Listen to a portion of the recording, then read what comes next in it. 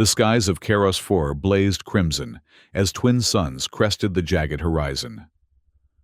Within the reinforced walls of Soft Haven Outpost, Dr. Rhea Maller pressed her palm against the observation window, watching as morning light illuminated the facility's outer perimeter. The barrier hummed with electromagnetic energy, the only thing separating the small human settlement from what colonists had dubbed nature's nightmare gallery.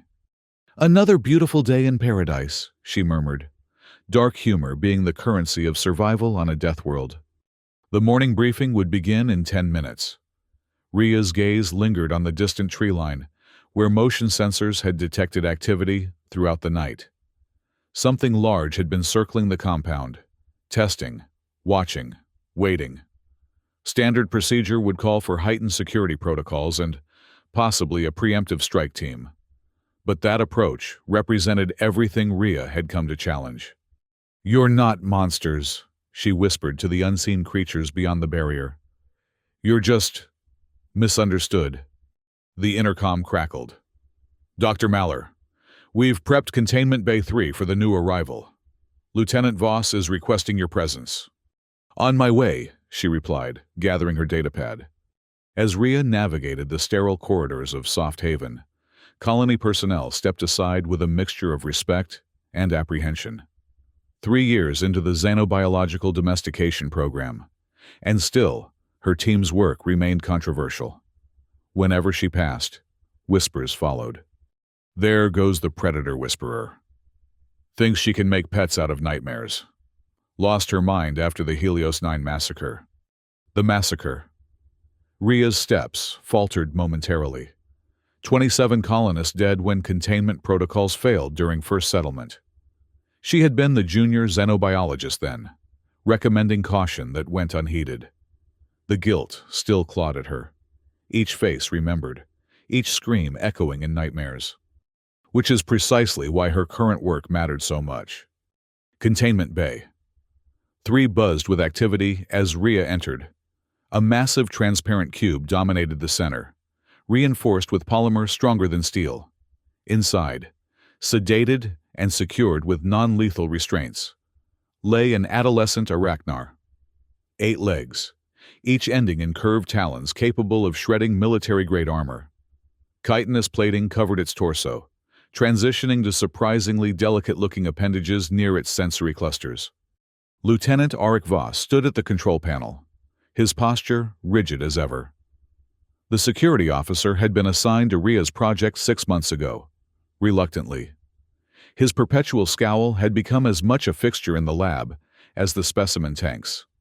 "Your new friend took down 3 of my best trappers before we could sedate it," Voss reported, not bothering to mask his disapproval. Tangler nets barely slowed it down. Had to use a full dose of neuroblocks.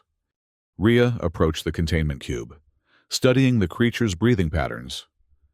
"She's young, probably only 2 growth cycles, perfect for imprinting." "She?" Voss raised an eyebrow. "Already naming the nightmare?" "Understanding begins with recognition," Rhea replied, activating her neural scanner. "And no, I haven't named her yet, but she is definitely female. Note the elongated sensory clusters and the chromatic patterning along the ventral plates."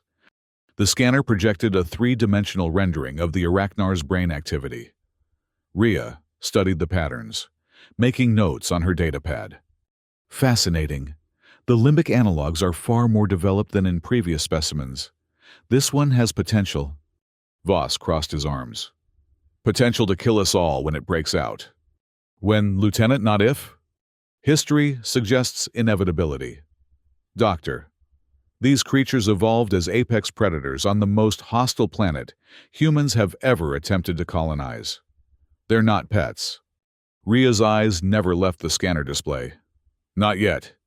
The briefing room filled with the remaining members of Project Gentle Fang. Research assistants, behavioral specialists, and the colony's chief medical officer, Dr. Talia Kim, originally brought on to treat injuries, now pioneering psychological studies on the effects of animal companionship in extreme environments. "Good morning, everyone," Rhea began, bringing up holograms of their current subjects. We've added a juvenile female arachnar to the program. Preliminary neural mapping shows promising cognitive flexibility. I'm optimizing an imprinting protocol as we speak. A research assistant raised his hand. Dr. Maller, after what happened with the last arachnar. The room fell silent. 2 months prior, a mature male arachnar had broken containment during a routine feeding. 2 handlers died before security could neutralize the threat. The incident had nearly shut down the entire project. What happened was tragic, Rhea acknowledged, her voice steady despite the weight pressing on her chest. But we've learned from it. The previous specimen was captured as an adult, with established hunting behaviors and territory aggression. This juvenile gives us the opportunity to form bonds during crucial developmental stages. Dr. Kim nodded in support. The psychological data from our successes with smaller species has been remarkably promising. Colonists interacting with domesticated spine tufts have shown a 30% decrease in anxiety markers and improved sleep patterns. Spine tufts are barely Class 2 predators. Lieutenant Voss interjected from his position near the door. The arachnar is Class 5, 1 step below extinction-level threat. Rhea pulled up new holographic data, which is precisely why success would be so meaningful. Imagine the possibilities if we can establish peaceful coexistence with even the most dangerous species on Karos. Imagine the casualty count if we fail, Voss countered. Rhea met his gaze. Fear or curiosity, Lieutenant? The choice defines us as a species. The meeting continued with assignment distributions and safety protocols. As the team dispersed, Rhea's datapad chimed with a priority message. The colony administrator requesting her presence. Immediately. The administrative complex stood at the center of the colony, a stark utilitarian structure that reflected the pragmatic mindset of frontier life. Rhea was escorted to a conference room where Administrator Jansen waited alongside a man she didn't recognize. Tall, with immaculately tailored attire that seemed absurdly formal for a Deathworld colony. He exuded corporate authority. Dr. Maller, Jansen began, discomfort evident in his tone. This is Director Kane Pride from Vanguard Exploitation Division. The corporate name sent ice through Rhea's veins. Vanguard, the megacorporation that funded 80% of Karos operations. Their primary interest was resource extraction, not scientific discovery. Pride extended a manicured hand. Dr. Maller, your reputation precedes you. I wasn't aware Vanguard took interest in xenobiological research, Rhea replied, accepting the handshake with deliberate firmness. Vanguard takes interest in efficiency, Pride smiled without warmth. And your project has become an inefficiency. Administrator Jansen cleared his throat. Director Pride has raised concerns about resource allocation for Project Genelfang, in light of recent incidents. We're making extraordinary progress, Rhea interrupted. The neural synchronization techniques we've developed have resulted in 2 dead employees and 16 safety breaches in the past year alone. Pride finished. The corporation's patience has limits. Doctor, Karos 4 was established for resource acquisition, not to satisfy scientific curiosity about whether apex predators enjoy belly rubs. Rhea struggled to maintain professional composure. Our work extends far beyond simple domestication. The neurological techniques we're developing have applications for human-AI interface technology, trauma recovery, even potential first contact protocols with sentient species. Fascinating, Pride said, clearly unimpressed.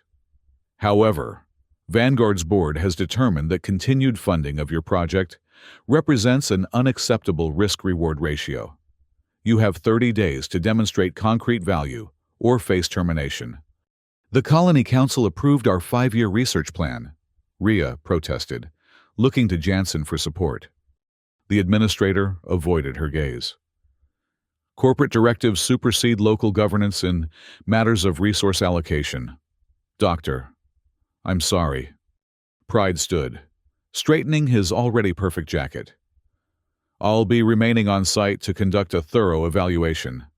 I look forward to seeing these successes you claim. After they departed, Rhea remained motionless, staring at the holographic projection of Keros 4 rotating above the conference table. 30 days. Impossible time frame for meaningful results with any new specimens. Unless the nursery section of Soft Haven housed their greatest successes. Rhea keyed her access code and entered the climate-controlled environment where the juvenile specimens lived. Unlike the stark containment areas, the nursery mimicked natural habitats with adaptive terrain and specialized enrichment features. In one enclosure, 3 razormaw cubs tumbled over each other, their metallic scales gleaming under simulated sunlight. Though each possessed rows of molecular sharp teeth capable of shearing through titanium, they played like earth kittens, batting at automated toys and occasionally emitting harmonics that Rhea's team had identified as contentment vocalizations. Nearby, a juvenile venom spike dozed in a heated sand basin. Its quill-covered body rose and fell with each breath.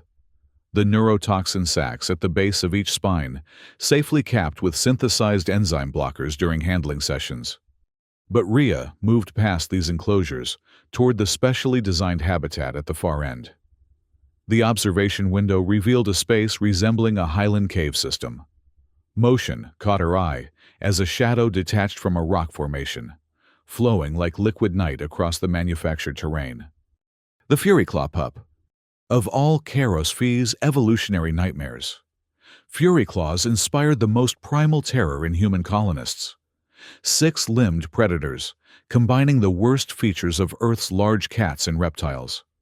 With neural structures complex enough to demonstrate problem-solving abilities that bordered on sapience. Adults stood taller than a human at the shoulder, with primary limbs ending in retractable claws that could slice through shuttle hull plating. This specimen, barely the size of a large dog, had been rescued after a mining operation accidentally collapsed a nesting site. The only survivor of its clutch, it had imprinted on Rhea during critical developmental weeks. "Hello, Mirth," she spoke softly into the habitat's communication system. The creature's head swiveled toward her voice, pupilless eyes glowing amber in the dimmed light. It chirruped, a sound uncannily similar to an earth raven, and approached the observation window with cautious grace. "Rough day at the office?" Rhea continued, pressing her palm against the transparent barrier. "Corporate vultures circling." Mirth mirrored her gesture, placing a clawed appendage against the barrier opposite her hand. The neural link collar around its neck pulsed blue, indicating emotional synchronization. These collars represented Rhea's breakthrough technology, allowing limited empathic connection between human and alien species. Not mind reading, but something more fundamental: emotional recognition, transcending evolutionary boundaries. The door behind her hissed open. Lieutenant Voss entered, his perpetual scowl deepening at the sight of Rhea communing with the Fury Claw. "Dr. Kim asked me to find you. She has results from the latest interaction sessions." Rhea nodded without turning. "I'll be there shortly." Voss hesitated, then stepped closer to the observation window. Mirth's attention shifted to him, head tilting with evident curiosity. "Hard to believe this thing shares 90% genetic markers with the beast that massacred the Helios 9 outpost," he commented. "That beast was defending its territory from what it perceived as invaders," Rhea replied. "We arrived with plasma cutters and mining equipment, disrupting complex ecological systems we barely understood. Still defending them after what happened?" Rhea finally turned to face him. "Understanding isn't defending, Lieutenant. It's the difference between conquest and coexistence." In Dr. Kim's laboratory, holographic brain scans filled the air, human neural patterns alongside alien counterparts. The neuropsychologist manipulated the displays with practiced gestures, highlighting correlation points. "It's remarkable," Dr. Kim explained, excitement evident in her normally reserved demeanor. The neural link collars are facilitating genuine cross-species empathic responses. Look here. She indicated synchronous activity patterns. When the handler experiences calm, the Razormaw's aggression centers show corresponding decrease in activity. Could it work with the Arachnar? Rhea asked. Kim hesitated. Possibly, but their neural structure is significantly different from vertebrate analogs. We'd need to recalibrate the entire synchronization protocol. How long? 2 weeks for preliminary calibration, another 3 for safety testing. Rhea grimaced. We don't have that much time. Vanguard is threatening to shut us down in 30 days, unless we demonstrate concrete value. 30 days? Kim's expression fell. That's barely enough time for basic imprinting with a new specimen, let alone measurable domestication markers. Then we focus on what we already have. The Razormaws, the Venom Spike juveniles, and Mirth. Kim's eyes widened. You want to accelerate the Fury Claw program? Rhea, we're still months away from recommended handling protocols. Mirth trusts me. The empathic readings are stronger than with any other specimen. Because you've been careful. Controlled exposure, gradual acclimatization. Rushing this could undo everything, or worse. Rhea knew the risks. Mirth might be juvenile, but even at its current size, the Fury Claw possessed strength enough to kill a human in seconds. Yet something in her gut told her this was their best chance. Prepare the interface chamber, she decided. Full neural link, no barriers. Tomorrow morning. When morning came, Soft Haven buzzed with tension. Word of Rhea's planned direct interaction with the Fury Claw had spread through the outpost, drawing both supporters and skeptics to the observation area above the interface chamber. The chamber itself was a circular room, with adaptive environmental controls and emergency containment protocols built into every surface. At its center stood Rhea, wearing only the standard colony uniform with a neural link headband. No protective gear, no weapons. Through a specialized airlock, Mirth entered the chamber, movements fluid and cautious. The neural collar around its neck pulsed steadily, synchronized with Rhea's headband. Vital signs stable. Dr. Kim's voice came through the communication system. Neural synchronization at 62% and holding. Rhea knelt slowly, extending her hand palm down, a non-threatening gesture they'd established through barrier interactions. Hello, Mirth. The Fury Claw chirruped, circling Rhea with predatory grace, sensory appendages flaring to capture her scent. Above, in the observation deck, Lieutenant Voss stood with his hand hovering near his sidearm, jaw clenched. Neural sync at 70%, Kim reported.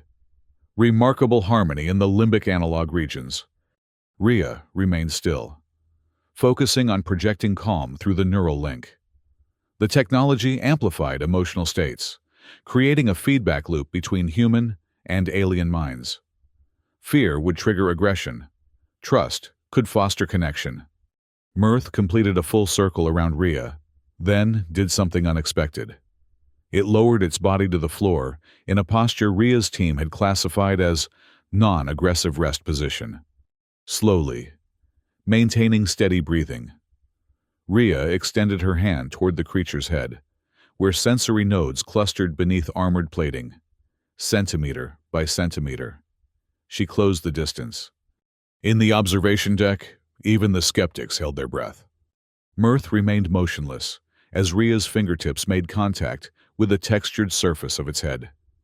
The neural link flared bright blue, readings spiking on monitoring stations. Neural synchronization at 89%. Kim's voice carried wonder and scientific excitement. Unprecedented levels! Beneath Rhea's touch, the Fury Claw's exterior, which appeared metallic and rigid, yielded slightly, revealing unexpected softness. A rumbling vibration began in the creature's thorax, reminiscent of a cat's purr, but deeper, more resonant. It's working, Rhea whispered, a smile breaking across her face. You're just a big softy under all that armor, aren't you? The Fury Claw, leaned into her touch, the purring intensifying. Monitoring systems recorded everything: the biochemical responses, the neural synchronization patterns, the behavioral markers of positive bonding. For 15 carefully monitored minutes, Rhea maintained physical contact with one of the deadliest predators on Karos fur. When the session ended and mirth was guided back to its habitat, spontaneous applause broke out among the observation team. All except two figures: Lieutenant Voss, who looked troubled despite the success, and Director Pride, who had observed the entire procedure with calculating eyes. The following days brought a flurry of activity as Rhea's team documented the breakthrough and prepared for a formal presentation to colony leadership. News of the successful interaction spread throughout the settlement, polarizing opinion even further.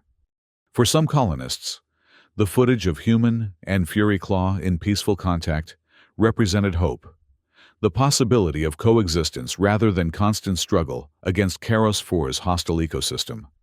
For others, it symbolized dangerous naivete that would ultimately lead to tragedy. In her private quarters, Rhea reviewed data from the day's follow-up sessions with Mirth. Each interaction showed strengthening bonds, with neural synchronization now consistently above 90%. The Fury Claw had begun exhibiting behaviors never before documented in the wild, seeking physical contact, engaging in play behaviors, even responding to basic verbal commands. A chime at her door interrupted her work. "Come in," she called, surprised to find Lieutenant Voss entering, his normally rigid posture somehow even more tense. "Dr. Maller," he began formally, "I need to speak with you regarding security concerns." Rhea set aside her datapad. "What is it, Lieutenant?" "I've received reports of unusual activity near the western perimeter. Motion sensors detecting large signatures, but security sweeps find nothing. Indigenous wildlife is curious about our presence. That's hardly unusual. It's the pattern that concerns me." Voss activated a holographic display showing perimeter logs. These aren't random approaches. They're systematic, testing different sections of the barrier at specific intervals. Rhea studied the pattern, a chill running through her. "Intelligence?" "Precisely. Whatever's probing our defenses is doing so with purpose." Voss hesitated. "Given the timing, I'm concerned it might be related to your Fury Claw." "Mirth? How?" "Adult Fury Claws are known to maintain complex social structures. There are documented cases of coordinated hunting behaviors among packs. If the adults from Mirth's original territory have tracked the pup here, they'd perceive us as abductors," Rhea finished, the implications dawning on her. "But that would suggest a level of social bonding we haven't documented before. Or a level of vengeance we haven't encountered." Voss straightened. "I'm doubling the perimeter patrols and implementing resonance screening to detect biomechanical signatures consistent with Fury Claw physiology." After he left, Rhea found herself staring at the perimeter logs. If Voss's theory proved correct, it would simultaneously validate her belief in the complex cognitive abilities of Karos predators, while potentially endangering the entire project. Before she could consider further implications, her communication device chimed with a priority message. Director Pride requested her presence for a progress evaluation first thing tomorrow. The administrative conference room felt colder than usual as Rhea presented her findings to Director Pride and a panel of colony officials. Holographic displays showed neural synchronization data, behavioral adaptation metrics, and footage of successful interactions with various predator species. "As you can see," she concluded, "we've achieved breakthrough results, particularly with the juvenile Fury Claw. The neural link technology allows for unprecedented communication across species boundaries, with applications extending far beyond simple domestication." Pride leaned forward, steepling his fingers. "Impressive theater, Dr. Maller. But Vanguard measures value in tangible returns. How does petting alien monsters translate to corporate profit?" Rhea had anticipated this question. 3 ways. First, the neural interface technology has immediate applications for enhanced human-AI integration. A market vanguard has been attempting to enter for years. Second, domesticated indigenous species could revolutionize security operations for mining installations, reducing personnel costs while increasing effectiveness. Third, the psychological benefits for colonists working in extreme environments translate directly to increased productivity and reduced turnover. Murmurs of interest rippled through the colony officials. Even Administrator Jansen appeared thoughtful. "You're suggesting we replace security personnel with pets?" Pride's tone dripped with skepticism. "I'm suggesting we evolve beyond an adversarial relationship with this planet," Rhea countered. "Karos Fo has defeated 3 previous colonization attempts because we approached it as something to be conquered rather than understood." Before Pride could respond, the conference room door slid open. Dr. Kim entered, her expression grave. "Forgive the interruption," she addressed the panel. "We have a situation at the research facility that requires Dr. Maller's immediate attention." Pride's eyes narrowed. "What kind of situation?" "A containment anomaly," Kim replied carefully. "Non-critical, but requiring specialized oversight." "This evaluation isn't finished," Pride objected. Administrator Jansen intervened. "Safety protocols take precedence. Director, we'll reconvene when the situation is resolved." As Rhea followed Kim from the room, dread pooled in her stomach. In the corridor, away from administrative ears, she demanded, "What happened?" "The Arachnar juvenile, it's gone." "Gone? How?" "That's what's concerning. The containment systems weren't breached. Someone deactivated them from inside the facility." "Sabotage." The word remained unspoken between them as they hurried toward the research complex. The containment area had been locked down, security personnel establishing a perimeter, while technical specialists examined the empty enclosure that had held the Arachnar. Lieutenant Voss directed operations, his expression darkening further when he spotted Rhea. "Dr. Maller," he acknowledged grimly. "We have a serious problem." "How long has it been missing?" Rhea asked, examining the deactivated security fields. "System logs show the containment field was disengaged at SO 347 hours. Security sweeps haven't located it within the facility." "It's still developing," Rhea reasoned. "It would seek shelter, darkness. Have you checked the maintenance conduits?" "First place we looked. Nothing." Voss lowered his voice. "The access logs show your credentials were used to deactivate the containment field." Rhea's blood ran cold. "That's impossible. I was in my quarters all night, preparing for the presentation." "I believe you," Voss said, surprising her. "Which means someone has cloned your access signature. A serious security breach." As they spoke, a technician approached with a datapad. "Lieutenant, we've restored the surveillance footage from last night." The holo display activated, showing the Arachnar's containment area. Timestamp: 0345 hours. The creature paced its enclosure restlessly. 2 minutes later, the barrier field shimmered and disappeared. The Arachnar hesitated, clearly uncertain about the sudden freedom. Then, a figure entered the frame. Humanoid. Features obscured by a hooded environmental suit. The figure approached the confused predator and attached something to its thorax. A small device that emitted a pulse visible even on the grainy surveillance footage. The Arachnar shuddered, then followed the figure obediently from the containment area. "Neural control device," Rhea whispered, horrified. "Primitive version of our link technology, but weaponized to override the creature's autonomy." "Can you identify the figure?" Voss asked the technician. "Negative, sir. Environmental suit blocks biometric scanning, and they've carefully avoided showing their face to any cameras." Rhea studied the footage again. "The way they move, though. They're familiar with our facility layout and security protocols. This is someone with inside knowledge." "Pride," Voss stated flatly. "We can't make accusations without proof," Rhea cautioned. though the same suspicion had formed in her mind. Right now, we need to find that Arachnar before anyone gets hurt.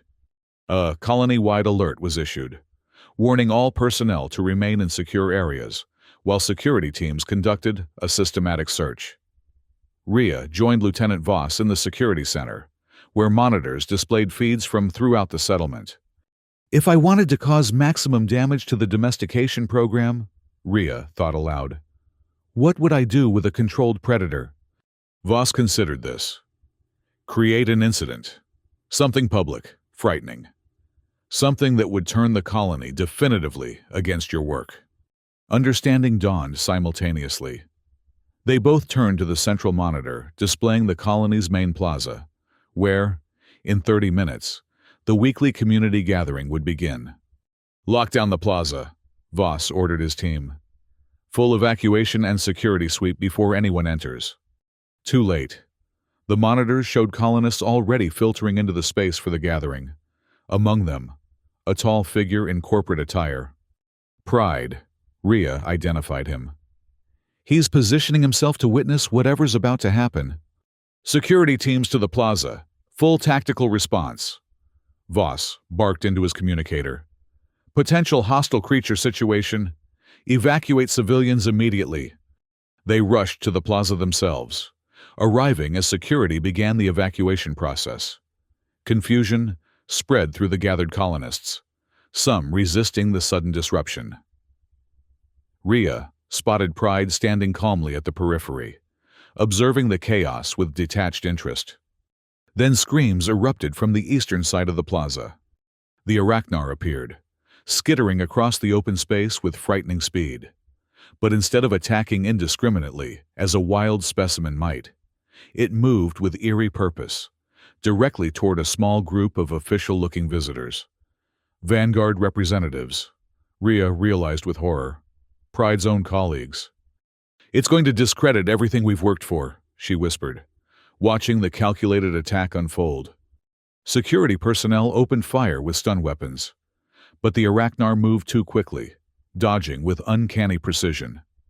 It launched itself toward the corporate delegation, only to be intercepted mid-air by Lieutenant Voss, who tackled it with reckless courage. They tumbled across the plaza in a blur of limbs and armor. The Arachnar's talons slashed, catching Voss across the shoulder. Blood sprayed across the pavement as security closed in, finally subduing the creature with concentrated stun fire. In the aftermath, medical teams rushed to treat the injured. Voss had suffered deep lacerations but would survive. The Arachnar, heavily sedated, was secured for transport back to containment.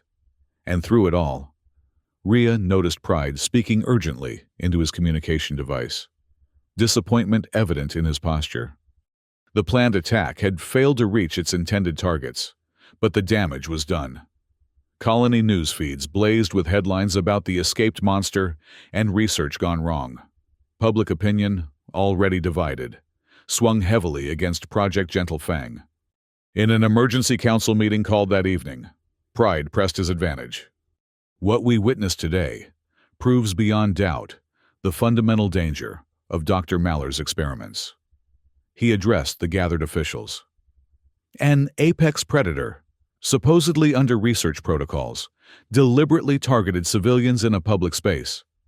We cannot ignore such a clear warning. Administrator Jansen looked troubled. Dr. Maller suggests the incident was orchestrated, possibly sabotage. A convenient explanation, Pride dismissed. But where is her evidence?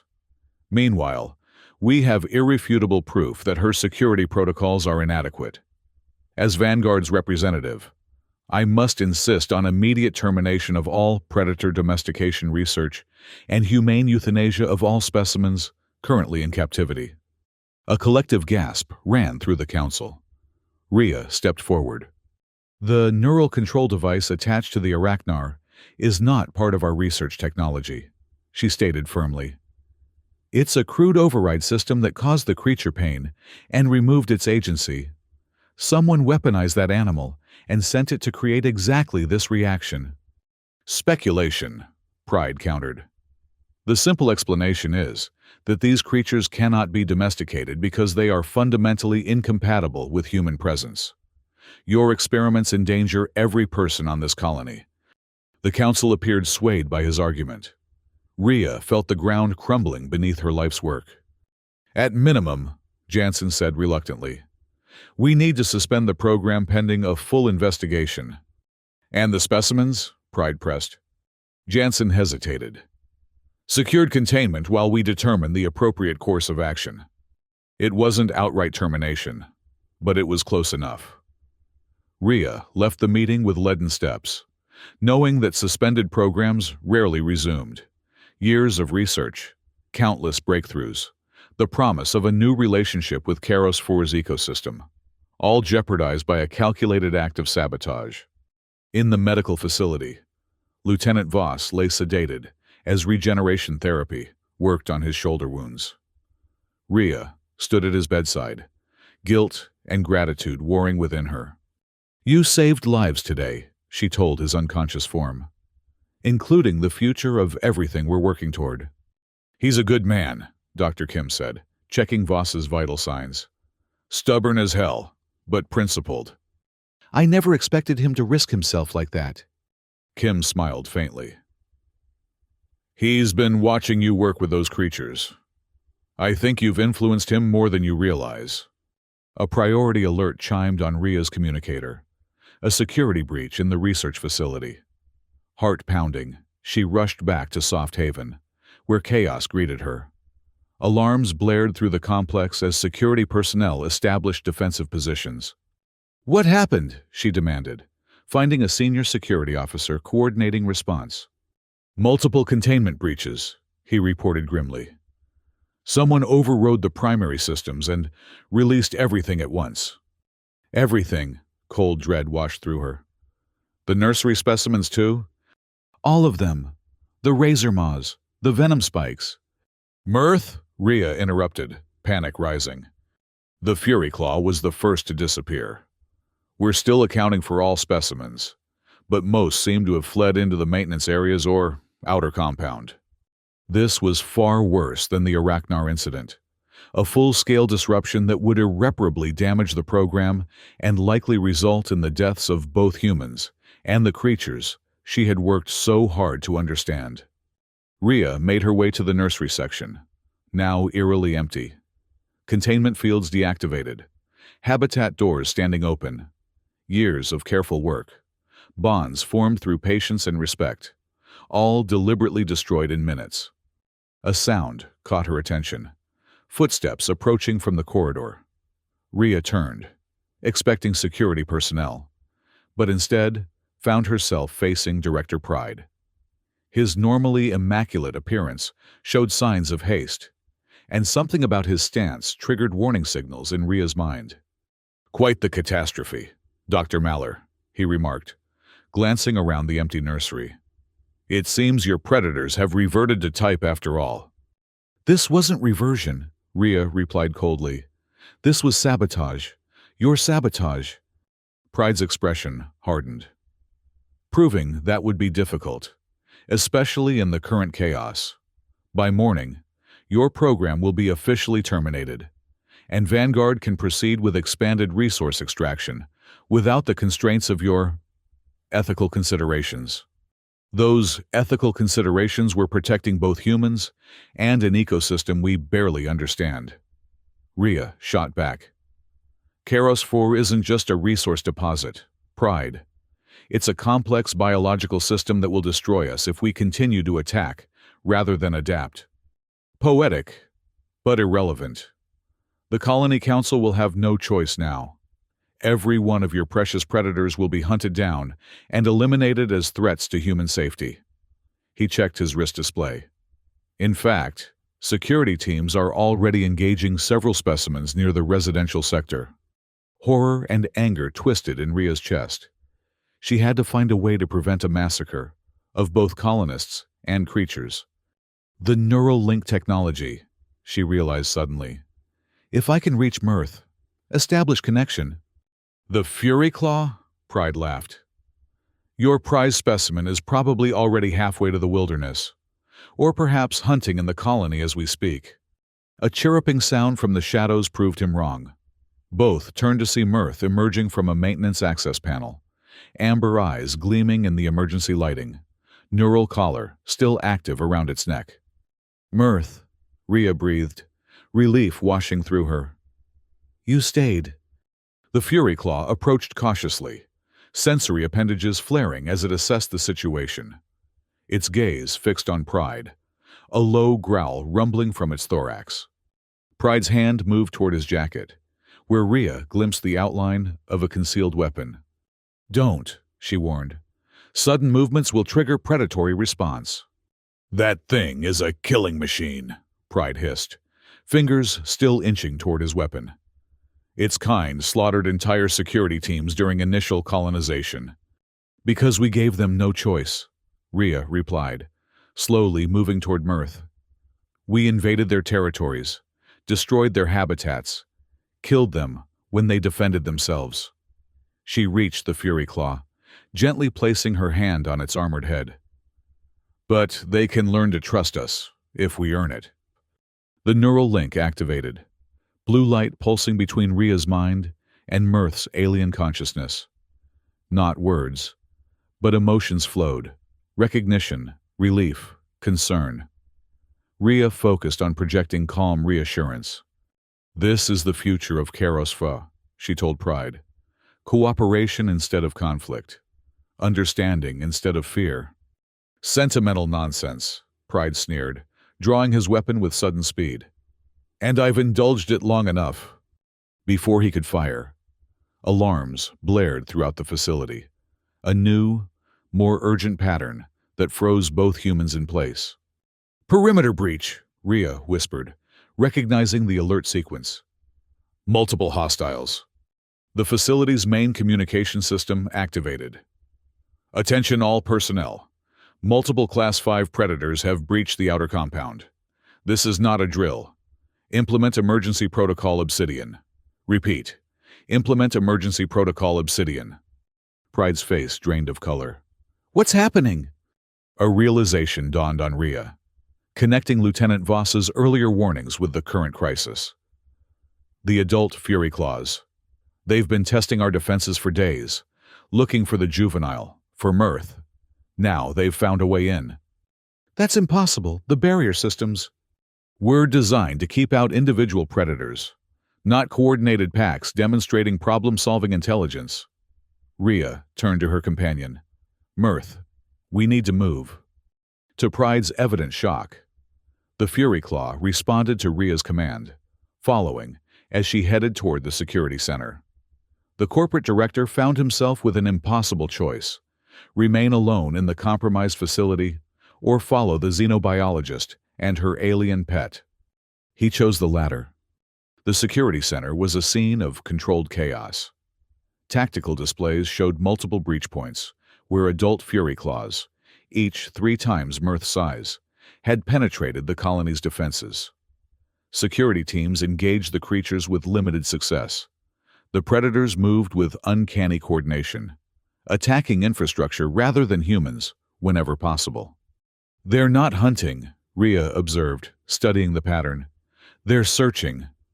Dr. Kim arrived, breathless from running. "Rhea, thank goodness you're safe." Lieutenant Voss regained consciousness and dragged himself out of medical. "He's coordinating defense from the western sector." "That fool will tear his wounds open," Rhea muttered, though admiration colored her tone. Kim noticed Mirth standing calmly beside Rhea. "The neural link is still functioning?" "Better than ever. I think the stress has actually strengthened the connection." Rhea touched the Fury Claw's head thoughtfully. "Which gives me an idea." "Whatever you're thinking, do it fast," a security officer interjected. "We've got 3 more Fury Claws approaching the residential quadrant." Rhea knelt beside Mirth, establishing direct eye contact. Through the neural link, she focused on specific emotional patterns: family, searching, communication. Not words, but concepts that transcended language. "I need to get outside," she announced, straightening. "With Mirth." "Outside," Pride exploded. Into a pack of apex predators? They're not here to hunt humans, Rhea insisted. They're here for him, she gestured to Mirth. And I can use that connection. Absolutely not, Pride began, but Dr. Kim interrupted. The neural technology. You think you can extend Mirth's link to the adults? Rhea nodded. Their social structures are complex. If I can establish trust through Mirth, show them we mean no harm. You'll get yourself killed, Pride scoffed. I'm not asking permission. Director. Rhea's voice hardened. This colony faces two options: continued warfare against this planet's ecosystem, or finding a way to coexist. I'm choosing the latter. Before anyone could stop her, Rhea led Mirth from the security center, heading toward the nearest exit point. Behind them, Pride shouted for security to intervene, but in the chaos of the breach, his authority carried little weight. Outside, Karosfree's twin sons had begun their descent, casting long shadows across the colony grounds. Warning klaxons echoed through the compound as civilians huddled in secure shelters and security teams established defensive positions. Rhea moved with purpose toward the central plaza, the largest open space within the colony perimeter. Mirth padded silently beside her, occasionally chirruping as if offering reassurance. I hope I'm right about this, Rhea murmured, both to herself and her alien companion. They reached the plaza, just as a security team engaged a massive adult Fury Claw at the far end. Plasma weapons discharged, scorching the creature's armored hide without penetrating. The adult responded with frightening speed, disabling the team's heavy weaponry with precisely targeted strikes. Intelligence, not just instinct. Rhea stepped into the open, Mirth at her side. Hold your fire, she shouted to the security personnel. Fall back and hold position. Whether from respect for her authority or sheer surprise at seeing a human accompanied by a juvenile Fury Claw, the team complied, retreating to defensive positions while maintaining sightlines. The adult Fury Claw froze, sensory appendages flaring as it detected Mirth's presence. A resonant call echoed from its thorax, a sound that carried across the plaza and beyond the perimeter, where answering calls soon emerged. They're communicating, Rhea breathed, fascinated despite the danger. Through her neural link with Mirth, she sensed complex emotional patterns: recognition, territorial assertion, familial connection. Mirth responded with a series of chirruping calls, moving slightly ahead of Rhea in what she recognized as a protective stance. The juvenile's behavior registered clearly through the neural link. This human is under my protection. The adult approached cautiously, its massive form dwarfing both Rhea and Mirth. 6 limbs moved in perfect coordination, primary claws extended, but not in attack position. At 10 meters distance, it stopped, lowering its armored head to Mirth's level. Communication continued between the Fury Claws. Vocalizations, scent markers, subtle body language that Rhea could only partially interpret. Through the neural link, she focused on projecting calm and respect, hoping that some echo of these emotions might transfer to the adult through Mirth's connection. A voice called from behind her. Dr. Maller, step away slowly! Lieutenant Voss had arrived with reinforcements, his shoulder heavily bandaged, but determination evident in his stance.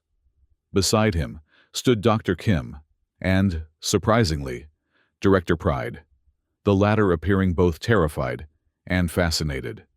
Stay back, Rhea ordered without turning. No threatening movements. The adult Fury Claw's attention shifted to the newcomers, a warning growl rumbling from its chest.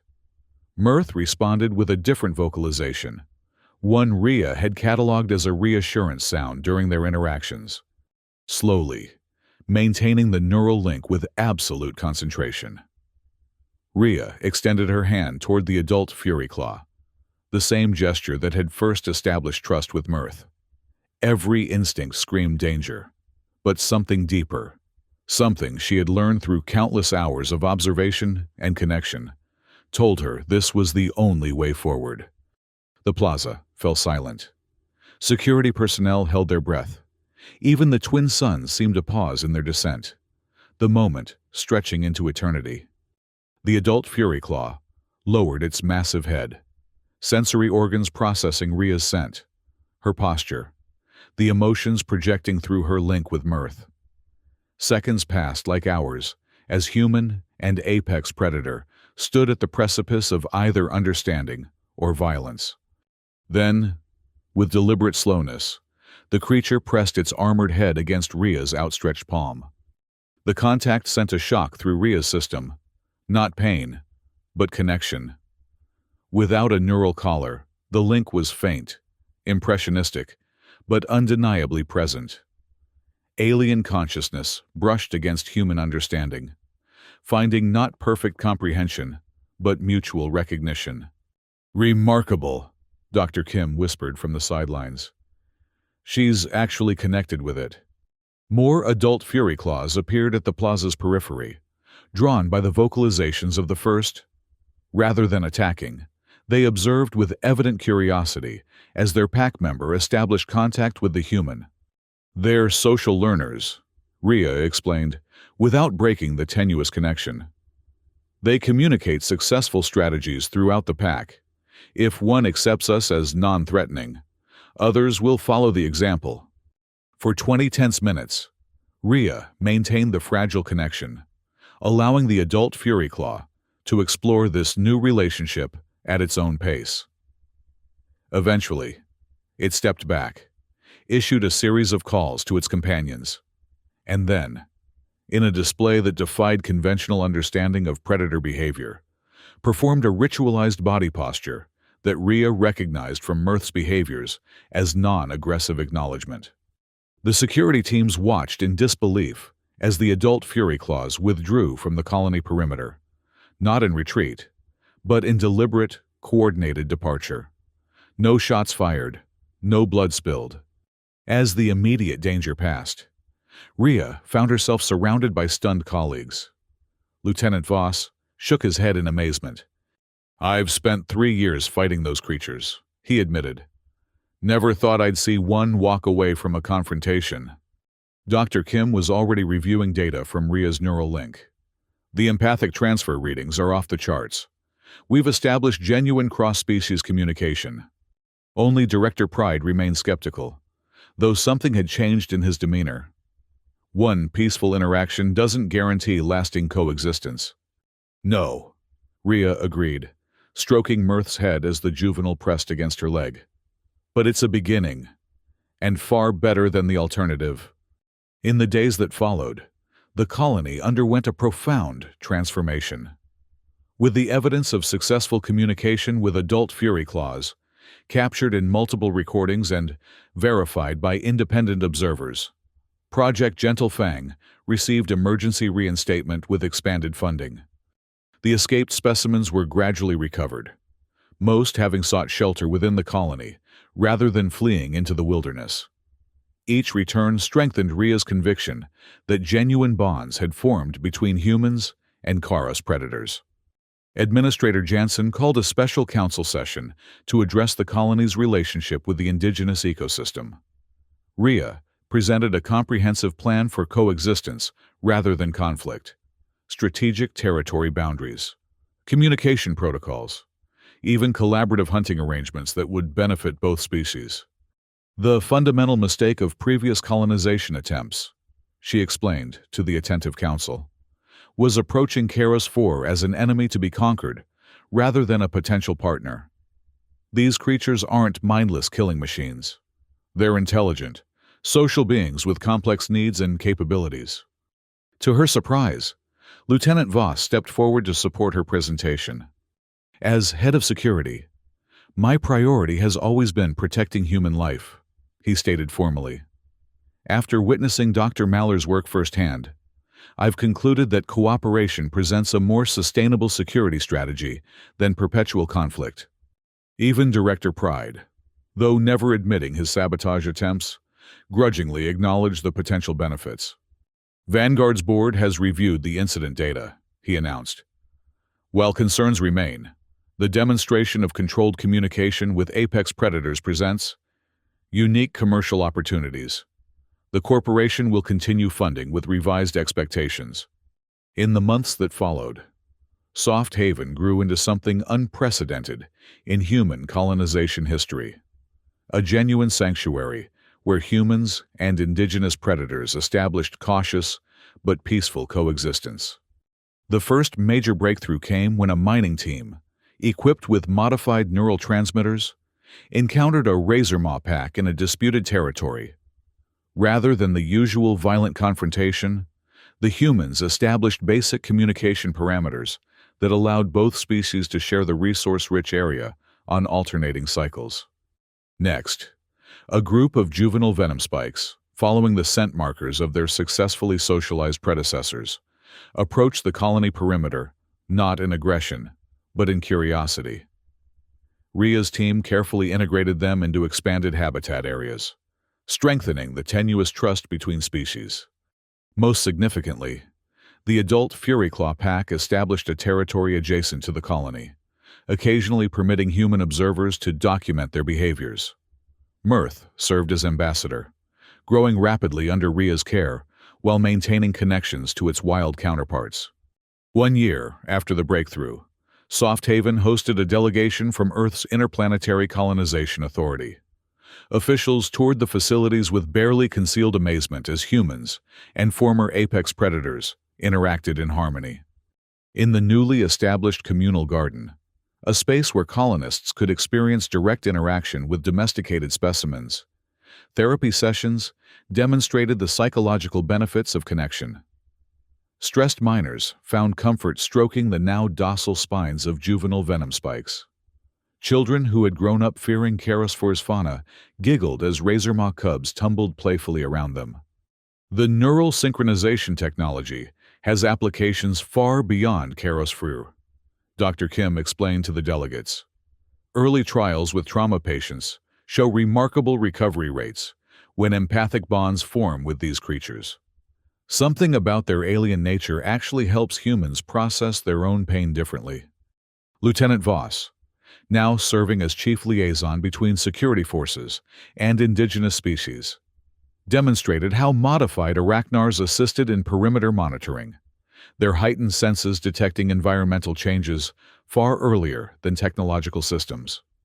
They're not just pets, he emphasized to the skeptical officials. They're partners, different but equal. As the tour concluded in her office, Ria found herself face-to-face with the authority's chairperson, a stern woman whose decisions would determine whether the Karos model would be implemented on other colonized worlds. Impressive results, Dr. Maller, the chairperson acknowledged. But one question remains unanswered. With all the practical applications you've demonstrated, security, therapy, ecological balance, what was your original motivation? Why pursue such a dangerous path when conventional resource extraction would have been simpler? Ria considered the question carefully. Through her office window, she could see Mirth, now nearly full-grown, lounging in the artificial habitat constructed adjacent to the research facility. The Fury Claw's fearsome exterior concealed the gentle nature that had emerged through trust and respect. Humans have always sought connection, Ria answered finally. Even in the harshest environments, we look for something to care for, something that responds to kindness, with kindness in return. She smiled. I suppose in the simplest terms, we tamed Deathworld predators just to have something soft to pet. But in doing so, we discovered something far more valuable, a way to belong to this world rather than merely existing upon it. Later that evening, as Carosphore's twin suns dipped below the horizon, Ria sat in the communal garden. Mirth's massive form curled beside her like an oversized house cat. Lieutenant Voss joined her, his initial skepticism long since transformed into dedicated partnership. The authority approved expansion of the program, he informed her. 2 more colonies are implementing modified versions of your protocols. Good, Ria nodded, stroking the seemingly metallic surface of Mirth's head, feeling the surprising softness beneath. Though every world will require its own approach, there's no universal solution. Just universal principles, Voss suggested. Respect, patience, willingness to understand rather than fear. Nearby, Dr. Kim conducted a therapy session with a recently traumatized mining crew. Each crew member bonded with a different species, some finding comfort in the rhythmic purring of razor maws, others in the gentle weight of a resting venom spike. "Look at them," Rhea marveled. "A year ago, these creatures were nightmare fuel for every colonist. Now they're healing psychological wounds conventional therapy couldn't touch." As darkness fell, the bioluminescent flora of the garden activated, casting gentle blue light across the gathered humans and alien companions. In this soft glow, the fearsome evolutionary adaptations of Charosophor's predators, the armor, the claws, the spines, seemed transformed from weapons into wonders. Mirth chirruped softly, a sound that Rhea had come to recognize as contentment. Through their neural link, now refined to unprecedented clarity, she sensed not just emotion, but something approaching communication.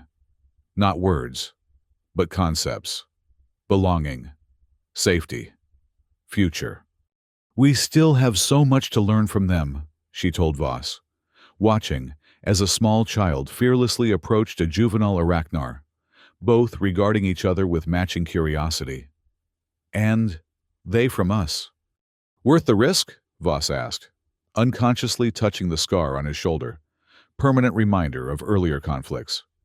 Rhea considered the transformed colony around them, no longer an embattled outpost on a hostile world, but a genuine community where different species had found ways to coexist, to support one another, to create something greater than survival alone.